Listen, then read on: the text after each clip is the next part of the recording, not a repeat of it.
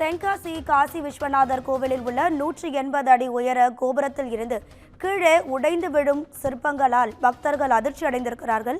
இது தொடர்பான கூடுதல் தகவல்களை தருவதற்காக நமது செய்தியாளர் தேவமாணிக்கம் இணைப்பில் இருக்கிறார். தேவமாணிக்கம், வணக்கம். உங்க விரிவான தகவல்கள். வணக்கம் ராதிகா.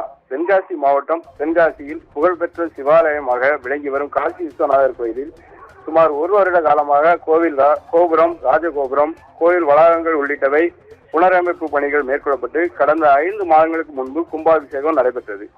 இந்த கும்பாபிஷேக பணிகளில் பல்வேறு முறைகேடுகள் நடைபெற்றதாக பக்தர்கள் தொடர்ந்து புகார் எழுப்பி வந்த நிலையில் இது குறித்த வழக்கு நீதிமன்றத்தில் நடைபெற்று வருகிறது.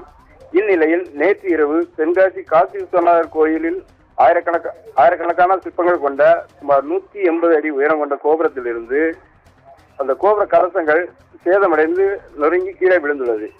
அதிர்ஷ்டவசமாக யாரும் இல்லாத நேரத்தில் விழுந்ததால் யாருக்கும் எந்த பாதிப்பும் இல்லை. எனினும் தற்போது இந்த சம்பவம் கோயிலுக்கு வரும் பக்தர்களிடையே பெரும் அச்சத்தை ஏற்படுத்தியுள்ளது. குறிப்பாக கும்பாபிஷேகம் முடிந்து 5 மாதங்களே ஆன நிலையில் சிற்பங்கள் சேதமடைந்து விழும் நிலையில் கும்பாபிஷேக பணிகள் முறையாக மேற்கொள்ளப்பட்டதா என்பது குறித்து உரிய விசாரணை மேற்கொள்ள வேண்டும் என்பதே பக்தர்களின் கோரிக்கையாக உள்ளது. உங்கள் தகவல்களுக்கு நன்றி தேவமாணிக்கம்.